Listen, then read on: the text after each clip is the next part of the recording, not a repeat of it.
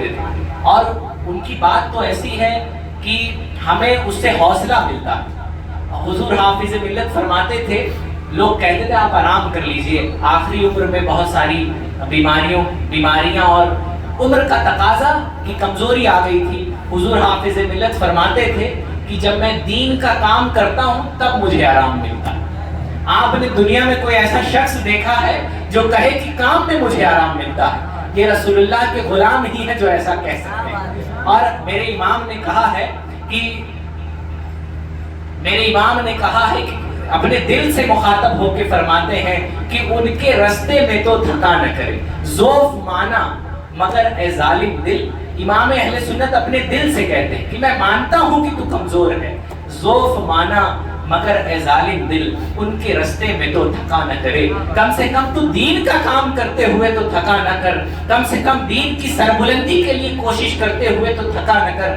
ہمارے پاس پیسے ہوں، روپے ہوں، دولت ہوں، ہم سب کچھ دین اسلام کے لیے لٹا دیں۔ کوئی دین کے لیے مانگے اور ہم اپنی جیب بچا لیں تو شاید دنیا کے سب سے بدبخت انسان ہم ہیں۔ جب دین کے لیے کوئی مانگے تو ہمارے پاس تو جذبہ حضرت ابو بکر جیسا ہونا چاہیے۔ جب نبی علیہ السلام نے ایک بار دین کے لیے مانگا تو سارا گھر لے کے آ گئے اور فرمایا یا رسول اللہ میں سب کچھ لے کے آیا ہوں۔ فرمایا گھر والوں کے لیے کیا چھوڑا ہے؟ کہا اللہ اور اس کا رسول چھوڑا ہے۔ میرے گھر والوں کے لیے اللہ کافی ہے اور اس کا رسول کافی۔ اقبال نے کہا ہے بلبل کو ہے چراغ کیسے کچھ اقبال نے کہا صدیق کے لیے ہے خدا کا رسول بس۔ دنیا والوں کو تو شاید دنیا کی نعمتیں چاہیے جینے کے لیے، لیکن حضرت ابو بکر صدیق کو اللہ کافی ہے اور اس کا رسول کافی ہے۔ تو جب دین کی بات آئے، جب دین کے نام پر قربانی دینے کی بات آئے اور آپ کا دل کہے آپ سے کہ بچا لے، اپنی جیب بچا لے، 50 رکھے ہو 5 دے دو، 45 رکھ لو کسی دوسرے کام کے لیے، تو جان لیجئے کہ پھر ہمیں اپنے ایمان کی فکر کرنی چاہیے۔ امام اہل سنت کے دل، میں نے کل یا پرسوں بتایا تھا، امام اہل سنت نے مدینے کے کتوں کا جب پاؤں چومنا چاہا تو ان کے دل نے کہا مت چوم، تو امام نے کہا کہ رضا کسی سگے طیبہ کے پاؤں بھی چومے، تم اور آہ کی اتنا دماغ لے کے چلے، تمہارے پاس اتنا دماغ ہے کہ تم مدینے کے کتوں کا پاؤں چومنے کے بارے میں سوچ رہے ہو؟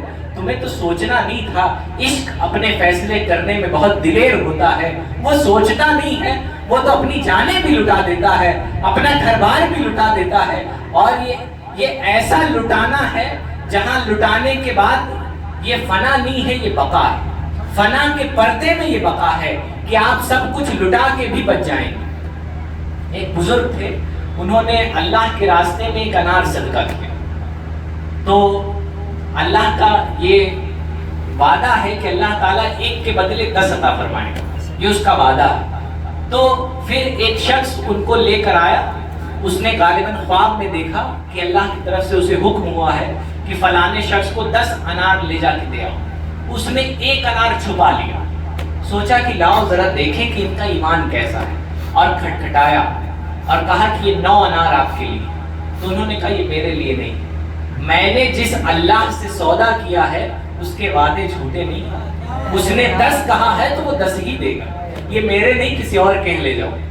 تو اس نے، مسلمان تو ایسے ہی ایمان والے تھے، پھر اس نے وہ ایک انار نکال کے دیا اور کہا کہ میں تو آپ کو پرکھ رہا تھا، آپ کو یہ دیکھنے کی کوشش کر رہا تھا کہ آپ کا ایمان کتنا پختہ ہے۔